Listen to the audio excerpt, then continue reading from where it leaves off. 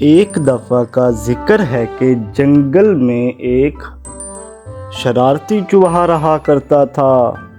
وہ جنگل میں روزانہ کوئی نہ کوئی نئی شرارت اس کے دماغ میں سوچتی تھی۔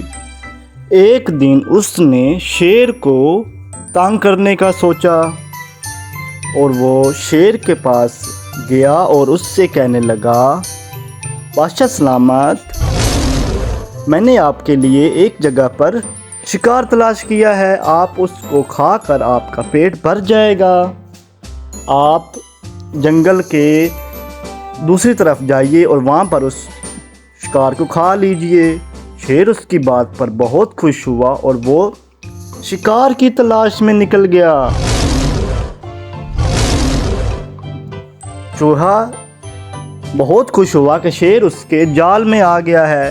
شیر جب اس چوہے کی بتائی ہوئی جگہ پر پہنچا تو اس نے دیکھا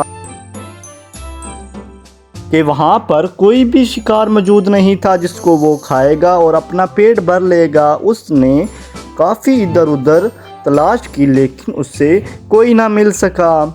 پھر اسے یقین آ گیا کہ چوہے نے اس کے ساتھ شرارت کی ہے اور اس نے چوہے مجھ سے جھوٹ بولا ہے۔ تو وہ اب چوہے کی تلاش میں نکل پڑا تاکہ وہ اس کو سبق سکھا سکے۔ آخرکار شیر چوہے کے پاس پہنچ گیا، اس کے بل کے قریب۔ تو چوہا شیر سے کہنے لگا، بادشاہ سلامت، آپ مجھے معاف کر دیجئے، مجھ سے غلطی ہو گئی ہے، آئندہ میں آپ سے شرارت نہیں کروں گا، آپ مجھے بچہ سمجھ کر معاف کر دیجئے۔ تو شیر بہت غصے میں تھا، تو اس نے اس کو معاف نہیں کیا اور چوہے کو کھا لیا اور اپنا پیٹ بھر لیا۔